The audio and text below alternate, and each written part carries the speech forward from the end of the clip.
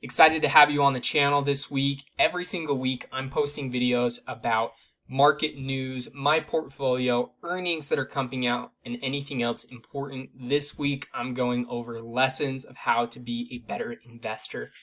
Every single week, I do a ton of reading to try and learn, whether that is reading from great investors that match up with my investing style, whether that is reading annual reports, or a combination of either. And this week, I spent a lot of time reading some Berkshire annual letters. And the first two important pieces that I wanted to share with you guys are from those letters. First off, in the Berkshire annual letter of 1998, he had this quote: "We continue to concentrate our investments in a very few companies that we try to understand well.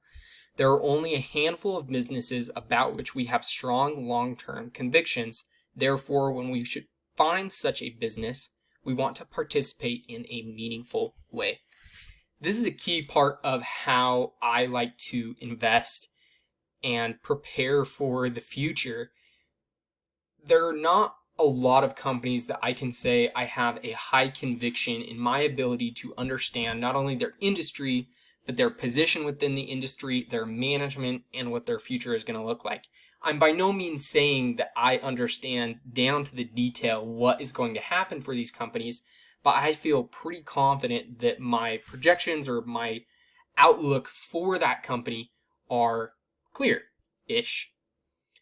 And when I find companies like that and am able to purchase them at a price that, in my opinion, is relatively cheap or extremely cheap, and I'm able to purchase them for far under their intrinsic value, then it doesn't make sense for me to allocate 1% of my portfolio there. For example, if I find a stock or company that I have a very high conviction on, that I think also could generate high returns, and I feel confident about that, I, at a minimum for a starter position, would like to look at more than 10% of my portfolio in that one company. Those are the best of the best where I have high conviction and have opportunity for high returns.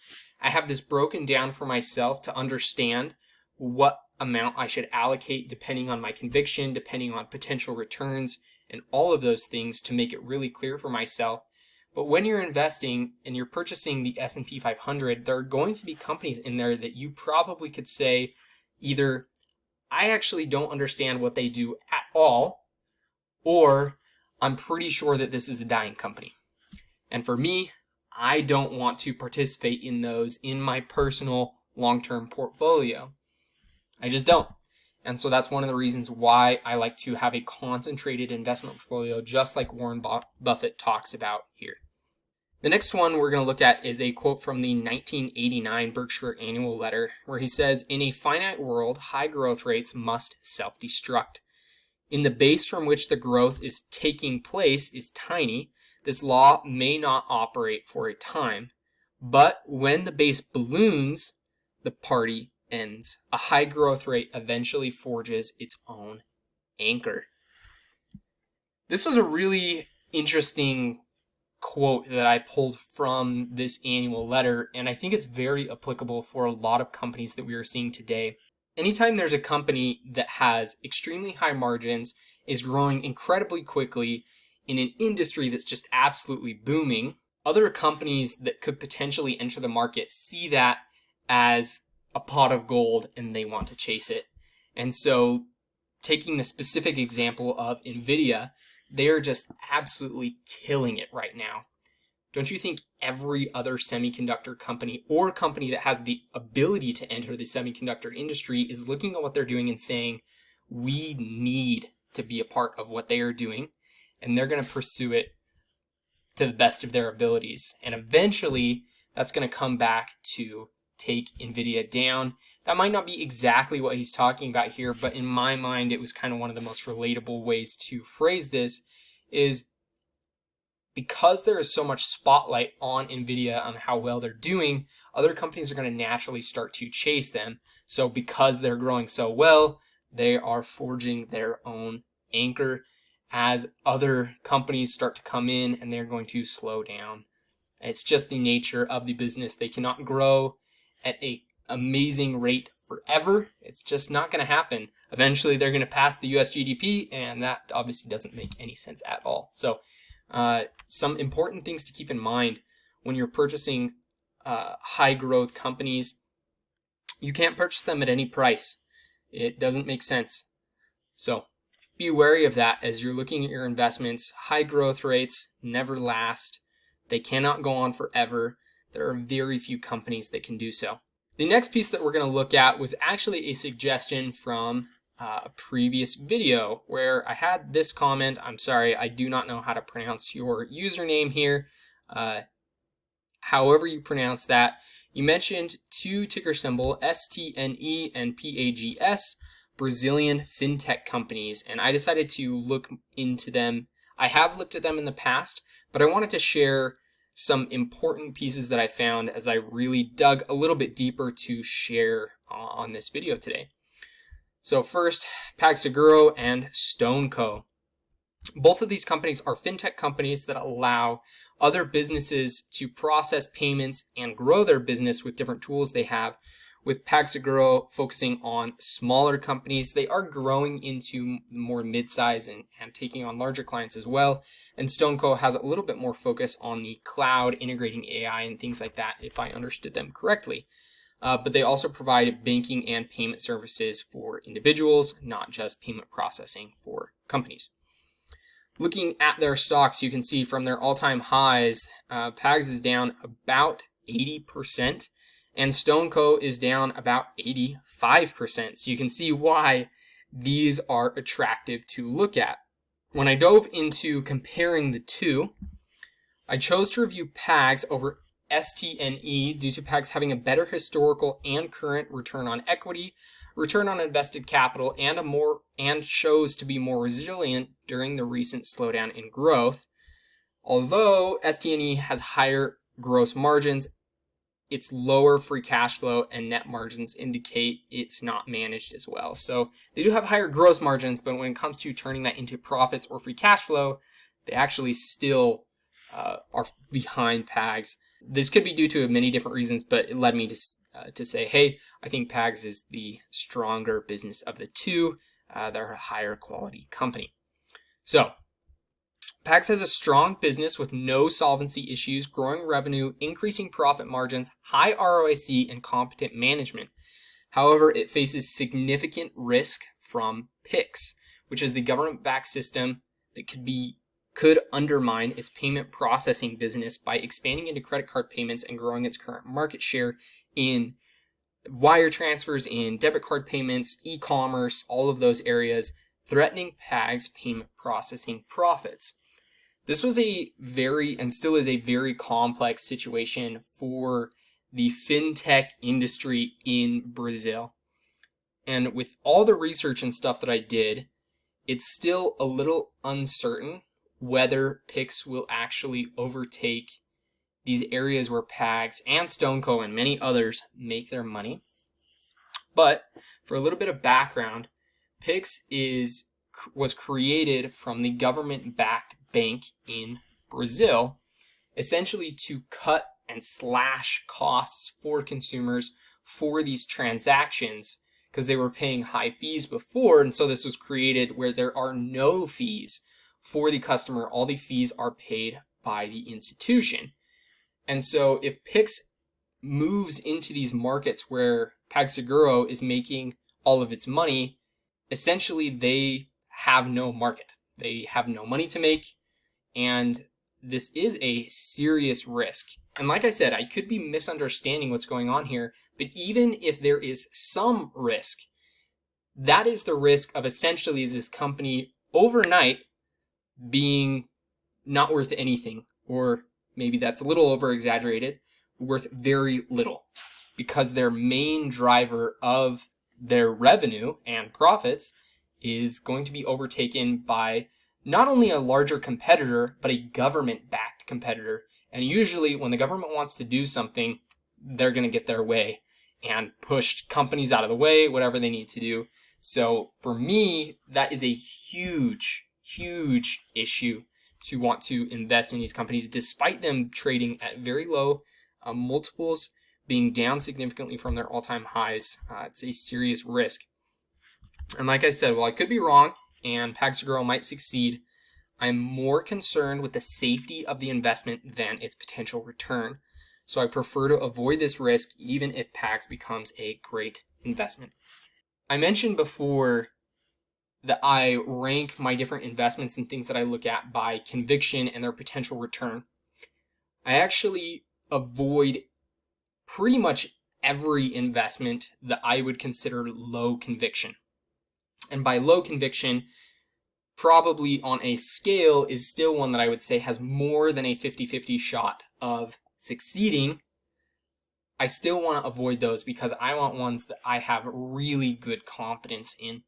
And this is just one that I think has a lot of complexity to how PIX is going to operate with the government. And like I said, I could be totally wrong here, but it's just not a risk I'm willing to take, because that could mean the end of PagSeguro very, very quickly. And let's say PIX doesn't even push or eat up or cannibalize their market share, whatever you want to call it. They still have a ton of competition in Brazil that is continuing to get bigger and bigger. It is an extremely competitive marketplace right now. So for me, I have better options, better opportunities right now to say I can pass on this and it doesn't hurt me one bit. If we were at a different period, I might do a lot more work to try and understand what the future of PIX is going to look like in Brazil, but I have much better options right now.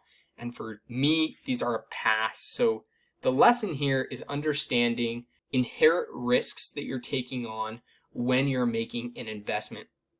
If you ever have the chance to say, I could lose everything here, you have to be extremely confident in your picture going forward to say, that's not going to happen, or at least it is extremely unlikely. And it's not clear to me here that it's extremely unlikely. In fact, it seems like it's probably fairly likely, because the people in Brazil, why would they not push for no transaction fees in something that processes payments quicker than anyone else, and it is by far the largest, so many people already use it?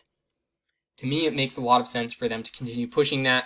It also gives the government more control, which most governments are going to love that. So for me, these are a pass. It's important to understand the inherent risks that you're taking on when you're making any kind of investment. Moving on to the last piece of investment advice that I have for you guys today, I looked at a stock called Advantage Solutions, ticker symbol ADV. This company, most simply put, offers many different tools to help businesses operate more efficiently and grow. Tools like improving logistics, marketing. They also offer things in sales, leadership. I'm sure there's a lot of others as well. Sometimes when you're looking at a company, one of the biggest tells right off the bat is it easily explained what they do, and is it simple to understand? And honestly, when I was looking into this company, maybe I was just going through too quickly, but because of how complex what they do is, it was a little bit difficult for them to summarize in a simple statement. This is what we do, and so this is what I came up with that at least made the most sense to me. Looking at their stock chart, you can see here they had a high of around $14 and are now sitting around $3.24, falling pretty far from where they were before. I forgot to change this into percentages for you guys, but obviously you can see they fell pretty far. After gaining a basic understanding of the company and seeing it was growing, I decided that I wanted to compare it to others in the industry. And this is just a normal part of my process. Before I actually take a deep dive into the company, I want to compare them to the others in their market, just really quickly, not every single one, but just some other general competitors to say, hey, is it at least plausible here that this company operates around market averages, above market averages? Certainly do not like the below, and that's what we're going to talk about here. So, first thing, the average free cash flow margin of 7 competitors set around 15%. The Advantage Solution all-time high free cash flow margin was 10%. So right off the bat, you can see they do not generate as much cash as competitors. The average ROIC of 7 competitors was 11.79%, while Advantage Solutions' all-time high ROIC for a single year was 9.16%. So again, not another good look there. The revenue CAGR of 8 competitors was 18.33% over the last many years. The Advantage Solutions cumulative average growth rate for their revenue was only 8.32%. So you can see they have a lower free cash flow margin, they compound capital at a lower rate, and their revenue is growing slower than their other competitors. This company just overall had poor quality metrics. I haven't even mentioned things like operating cash flow margin, book value per share, cumulative average growth rate compared to its peers.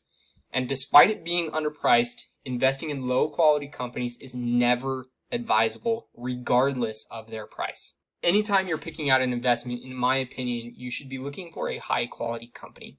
When you're investing in high quality companies that has competent management, that is able to compound capital, that is able to really weather storms, I just think you put yourself in a much better position. Even if things do go wrong, you're going to be okay because you know the people running the company are going to be able to take it. They've gone through it before.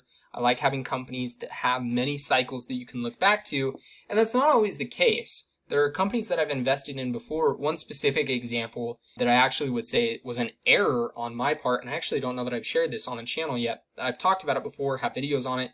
Opportune Financial was actually a company that I decided to sell all of my investment in. I was up about 50%. When I really got down into it, because I had made this investment before I felt like I had really kind of grown into the investor that I am right now, I felt like I was investing in a company that had opportunity for turnaround, but as I grew and learned more, I understood it's not a very high quality company. The management has a historical record of performing poorly, and it's in a highly competitive industry. Just those two things alone put you at a disadvantage, for even when things do turn around, you might not participate fully because they're just going to continue to get beaten up by other higher quality competitors.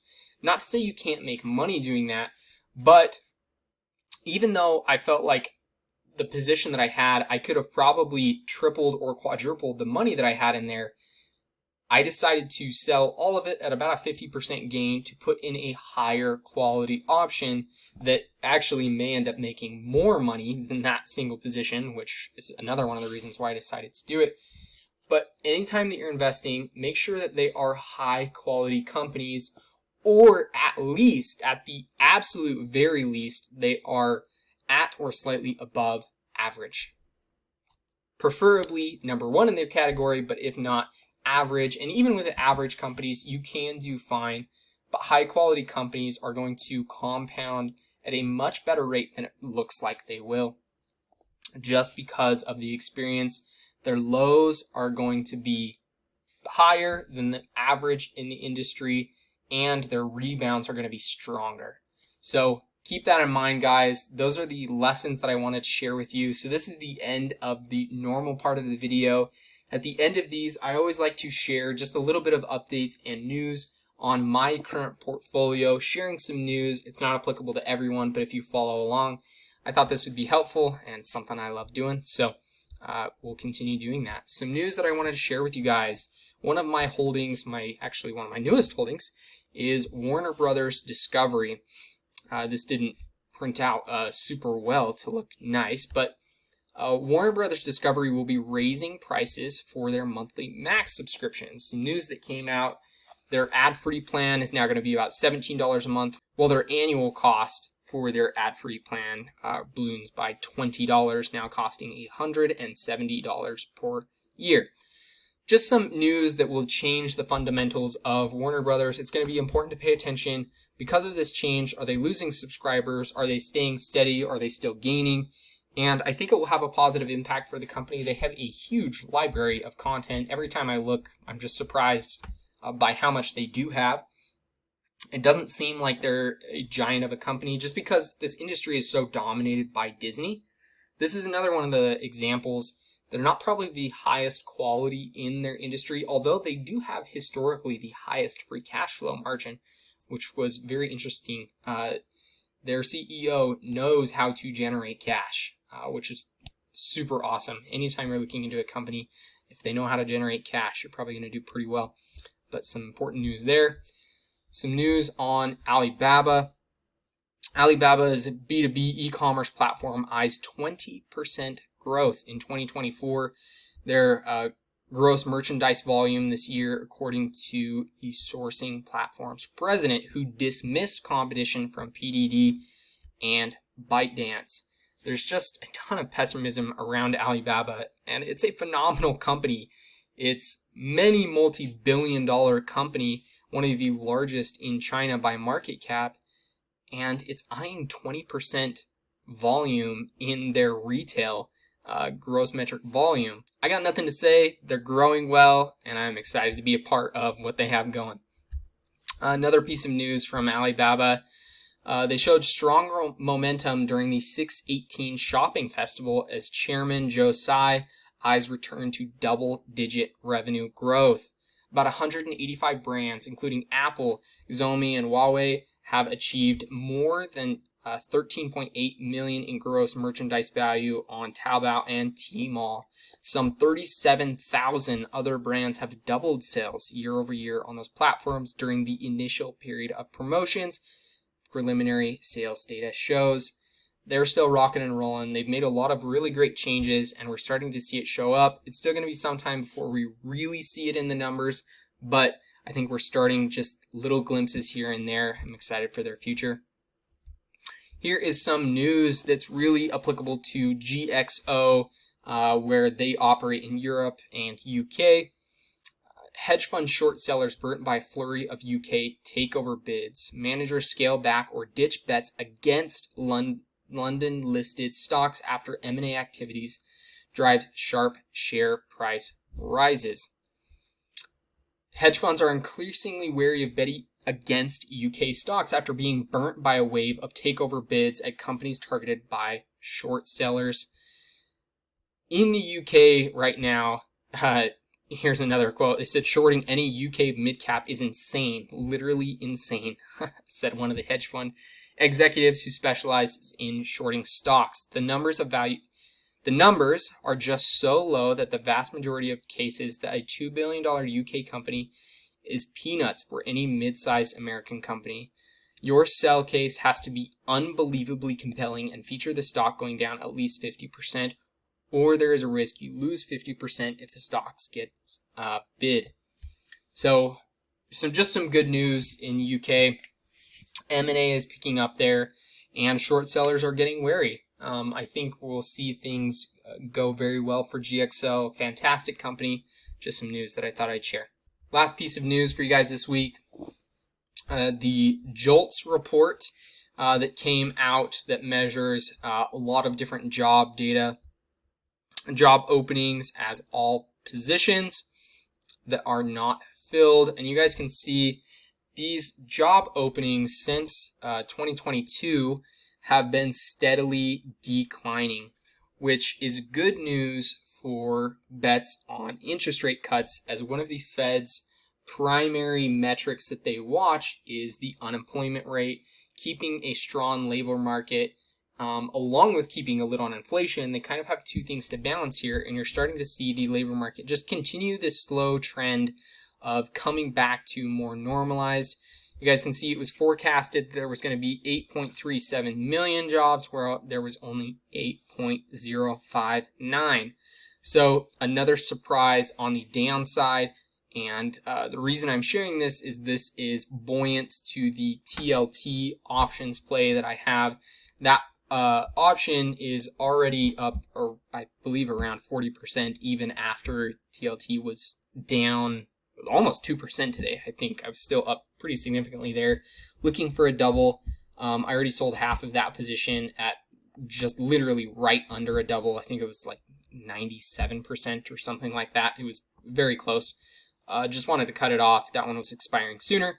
But some important information, some more bullish news there for that position that I thought was important to share. This week, one last piece before I let you guys go today.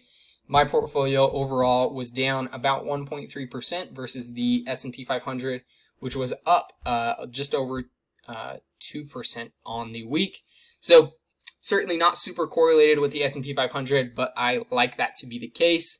And I think we're going to see a rotation into a lot of these companies that no one's been paying attention to, into China, into emerging markets. So with that, guys, I really appreciate you being here. Let me know if you like these, if there's any changes you'd like to see made, any questions you have, any ideas you'd like for me to share, or companies you'd like me to look into.